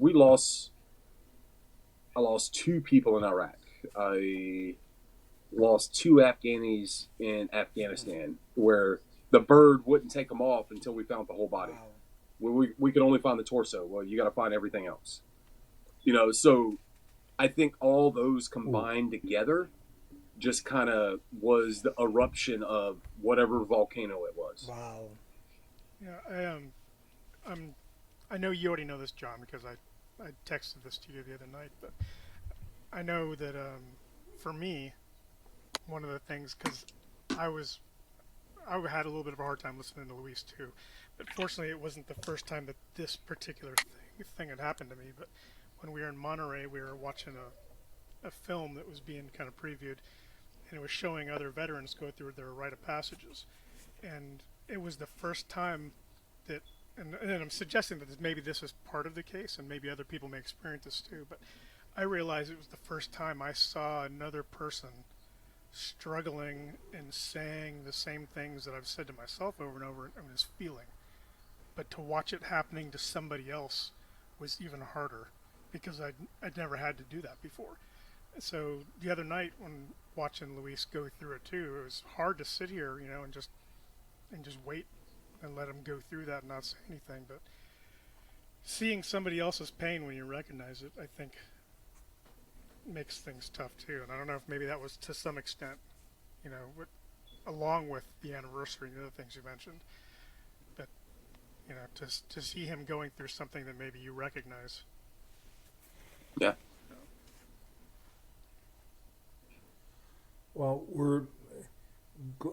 I hope the podcast, even though it got you good and soggy, I hope it was in some way beneficial. And thanks for swinging by and seeing us tonight. And as I was saying in that podcast, I'm convinced that what we're doing, Two Docs and a Grunt, we're helping people, and I honestly believe also we're saving lives because we're stimulating discussion, and disclosure breeds more discussion and disclosure, takes away the loneliness, and it relieves, as I was telling you, Les, it relieves the mental and emotional pressure which comes out of the mouth through all I agree. of those 100%. discussions. These are the only 2 good 8 hours in the week.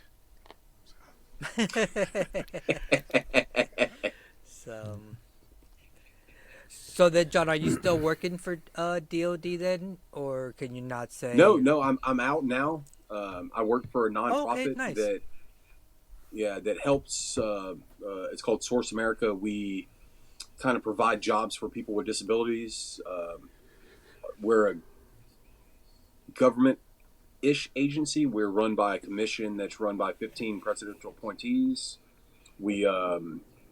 It's broken down to us and the National Industry of the Blind, and every government contract we have has to be 75% people with significant disabilities. Okay, understood. So it's good working with them, and my whole thing there is to get more veterans hired, and like our biggest thing is that we continue to bring our commitment to bring stable jobs, competitive pay, and advancement potential for people in the local community with disabilities. Good. So bringing those people back into the fold, those military members that may have medically retired or got discharged or whatever, bringing them back to a base, being around their brothers and sisters, because we're on over 400 installations, federal installations across the country.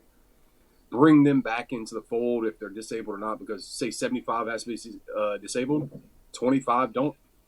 And they can move up to be foremen, be managers, bring them back in that local community of their brotherhood, sisterhood that they know and they've bred and they've deployed with is good for the soul. It's good for the brain, you know. So to bring them back on, I'm out there every day. I was at a job fair today for 5-6 hours trying to bring more veterans into the fold, and I had like 7 or 8 people getting ready to retire. That's like, yeah, I'm down like 4 flat tires to do a job like this, because I'm gonna be around my brothers and sisters in arms, and I'm still giving back to the DoD and the federal government, because the weird stuff you would never know that we make, burial flags that are flown over that are draped over every casket, are made by somebody with disabilities. Right.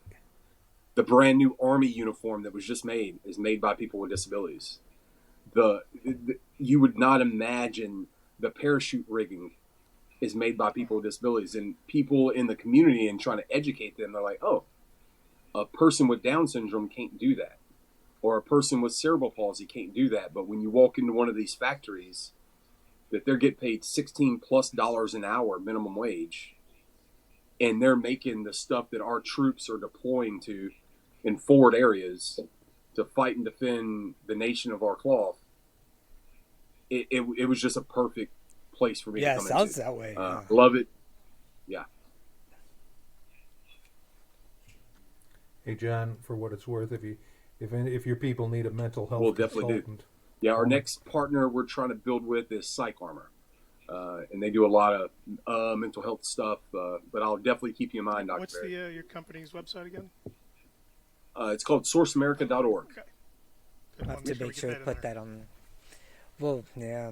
Well, guys, John, it has truly been a blast. We definitely try to keep it. Literally, yeah, right. Seen that shirt. I want to have you back on again. This has been amazing. You know what helps me on March 23rd, 2003, or not 2003, but on March 23rd of every year now. For the last 4 years, is not only do I get to remember my brothers, but now I also get to celebrate life, and that is my son Phoenix, who was sitting on my lap earlier, his birthday. So he was born 16 years to the day of the Battle of Al Nazareth. So we're gonna go have his birthday dinner and his cake. And I was laughing earlier when you were telling a story that had nothing to do with humor, but that's because Phoenix just found his toy. His present. I know exactly how that is. I have a 3-year-old, and nice. He could play with this little thing right here and be the happiest kid in the world. He's gonna be and a grunt. 5 minutes later, nope. But you know, John, right. your live day is on my birthday. Yep. May 15th. Wow. Live it May 15th and 17th, 15th, or November 15th, because that was the day we was in the train wreck. Yeah. Wow. So I got the 15th all around the board. Yeah.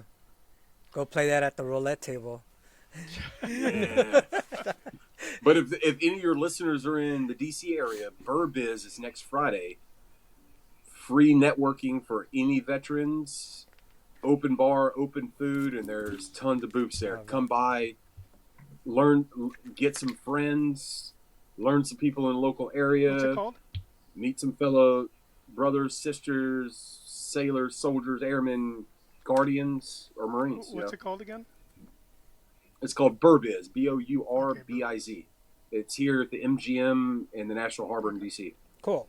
They do it here every year, San Antonio every year, and Sounds like a Vegas every medical year. condition. And it's just, there'll probably be about 1,000 to 1,500 veterans Oh, wow. there. Nice. Yeah. Just trying to, especially since COVID's kind of whatever. They're finally starting to come back in here in DC, so it's a good event. Come hang out with your brothers and sisters and have a good time. Sounds good. And I'll be there with the job board. So if you want to get hired for Source America, I'll be there. Go out there and laugh. Yeah. Yeah. Just laugh at me. It's fun. Just stand on my left side if you laugh at me, because I won't see you. Oh, man. Awesome, man. All right, gentlemen. Well, everyone have a great rest of your evening. John, thank you so much for the laughs today. Yeah, thank you. I Please appreciate come your back. time. Okay. Mhm.